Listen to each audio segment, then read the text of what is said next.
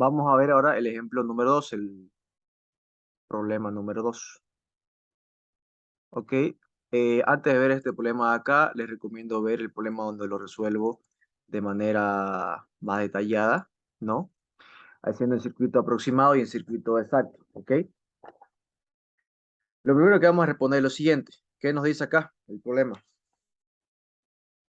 Dice, tenemos un motor de inducción de 4 polos, ¿no? 25 HP conectado en estrella, ¿no? Perdón, en estrella.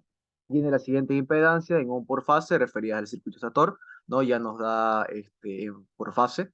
Las pérdidas por rotación son 1.5, se supone que son constantes, las pérdidas en el núcleo se agrupan con las pérdidas de rotación. Tenemos un deslizamiento de 2.2 al voltaje y frecuencia nominal y nos pide la velocidad, la corriente estator, el factor de potencia, la potencia convertida, la potencia de salida, el par torsor de inducción y el de carga y finalmente la eficiencia, ¿no? Entonces, inciso A, la velocidad. ¿Cómo sería? La velocidad, ¿no? N1, que sería la velocidad de sincronismo, sería 60F sobre P, ¿no? 60 por la frecuencia que es 50. Dice, tenemos 4 pares de polos, entonces dos pares de polos, ¿no? Perdón, 4 polos son 2 pares de polos. Entonces aquí sería 1800 RPM. ¿Cuánto sería ahora el valor de la velocidad nominal? Sería N1, 1 menos S. 1800 multiplicado por 1 menos 2.2% de deslizamiento es 0.022. O sea, nos saldría 1760 RPM. Las velocidades angulares serían W1 igual a 2pi sobre 60N1, ¿no? Y W igual a 2pi sobre 60N, ¿ok? Y finalmente, esto acá nos saldría 188.5 radianes sobre segundo. Y aquí nos saldría 184.4 radianes sobre segundo, ¿no? ¿Por qué 2pi sobre 60? Acuérdense que n está en 1800 revoluciones por minuto, ¿no ves? Un minuto es 60 segundos y una revolución es 2pi radianes, ¿no ves? Por eso es que se multiplica por 2pi y se divide entre 60, ¿ok? Pero más directo de esa manera, pues, ¿no? Bien, entonces ya respondí el inciso A. Vamos a ver el inciso B. Dice, encontrar la corriente que circula por el estator. Entonces, para encontrar eso, teníamos que encontrar cuánto sería la impedancia total, ¿no ves? Entonces, la impedancia total, ¿no ves? Sería igual a, de acuerdo al circuito, vamos a hacerlo más rápido, sería R1 más JX1, ¿no ves?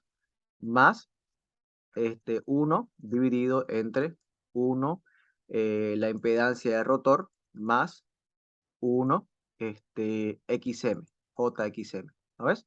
Sería de esta manera acá. Entonces, sería Z igual a R1, ¿cuánto valdría? 0.641 más J, 1.103, más 1 dividido. La impedancia del rotor, como están en serie, se suman, ¿no ves? Sería 0.33 2, ¿no ves? Perdón, no dividido, no es dividido entre el deslizamiento, 0.22, más JX1, 1.103, ¿no? Esta es la impedancia del estator, pues, perdón, del rotor, ¿no ves? Más 1 dividido entre JXM, 26.3. ¿Por qué es dividido bueno, por qué esta resistencia? Acuérdense que aquí tendríamos la resistencia R2 y la resistencia de carga, ¿no ves? Si sumamos R'2 más R de carga, tenemos en total R'2 sobre S, ¿ok? Por eso es que esta de acá es la resistencia del rotor y esta de acá es la reactancia del rotor, ¿ok? Ok, entonces aquí ¿cuánto le saldría?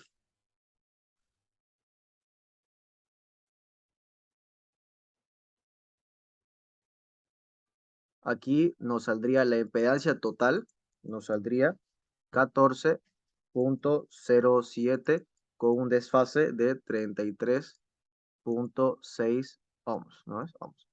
Esta acá sería entonces la impedancia total del circuito, ¿no? ¿Cómo quedaría entonces el circuito? Quedaría la impedancia total, ¿no ves? Z total, o sea, Z el estator. Y aquí tendríamos el voltaje de fase, ¿no? Voltaje de fase. Y aquí tendríamos la corriente, ¿no? La corriente del estator. Entonces, por ley de Ohm, fíjense, sería la corriente del estator es igual a ¿qué? Al voltaje dividido entre Z total. El voltaje de fase sería, si es 460 dividido entre raíz de 3, dividido entre la potencia, entre la impedancia, 14,07 con un fasor de 33,6. Entonces, la corriente del estator sería igual a 18,88 con un ángulo de menos 33,6 amperes. Listo, ya está la corriente, ¿no? Inciso C. ¿Qué nos pide? Factor de potencia. El F de P es igual al coseno de menos 33,6. O sea, es igual a 8,333, ¿no? Que está en atraso, ¿no? Está en atraso. ¿Qué más? Inciso D. La potencia convertida y la potencia salida. Ok. La potencia que entra por el motor es raíz de 3 voltaje de línea por corriente de línea por el FDP. Entonces, la potencia de entrada es igual a raíz de 3 por 460 por la corriente, o esta corriente, perdón, 18,88, ¿no? La corriente del estator, multiplicado por el FDP, 0,833. ¿Cuánto saldría? Saldría 12,53 kilowatts. Sería la potencia que estamos ingresando, ¿no? Esa, esta potencia acá que ingresa acá. Pero aquí hay pérdidas, ¿no ves? Hay pérdidas en el cobre y hay pérdidas magnéticas. Hay pérdidas también en el hierro, ¿no ves? Entonces, esta pérdida acá se desprecia, ¿no? Entonces sería las pérdidas en el cobre es igual al número de fase por la corriente que circula por el estator, ¿no? Por R1. O sea, 3 por 18,88 al cuadrado por R1. 0,641, ¿no? Son las pérdidas por efecto Joule. Esto nos daría 0,685 kilowatts. Listo. ¿Qué más? La potencia que llega al entrehierro, ¿no? Acuérdense, por balance de potencia, la potencia que entra al entrehierro, ¿no es? Esta sería la potencia que entra al motor menos las pérdidas en el cobre, menos las pérdidas en el hierro. Las pérdidas en el hierro se desprecian, entonces quedaría P1 sale 12,53 menos las pérdidas en el cobre, 0,685. Entonces la potencia que entra al entrehierro va a ser 11,845 kilowatts. Finalmente, la potencia convertida va a ser igual a ¿qué? ¿Va a ser igual a qué? Va a ser igual a 1 menos S por P sub A. ¿Ok? O mejor dicho, va a ser la potencia del entrehierro menos la potencia del cobre en el rotor. Pero la potencia del cobre en el rotor, esta parte de acá, es igual a el deslizamiento por P sub A. ¿Ok?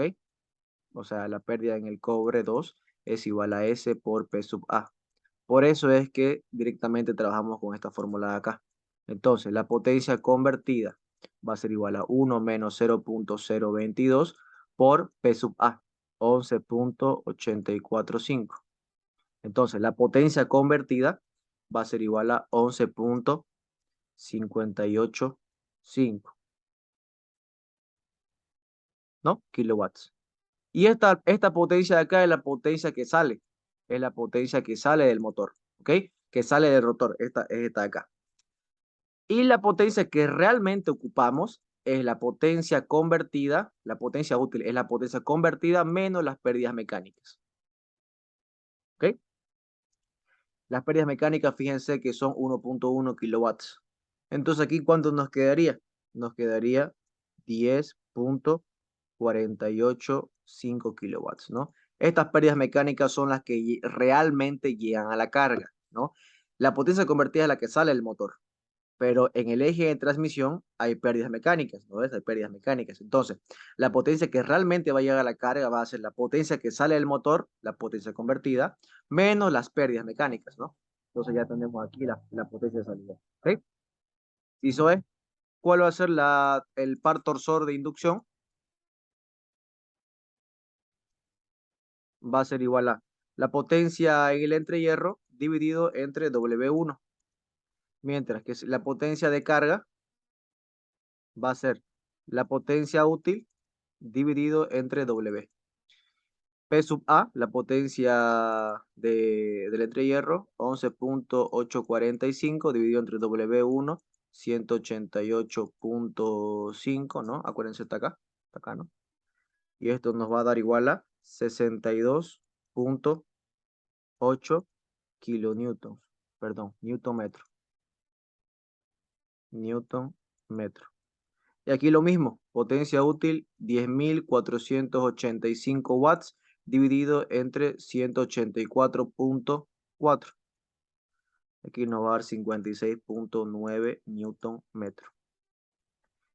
Finalmente, inciso F, la eficiencia va a ser la potencia útil dividido entre la potencia P sub 1, la que llega al motor, por 100%. ¿Cuánto no va a salir? 83.7%. Y listo. De esa manera entonces encontramos todos los parámetros del motor.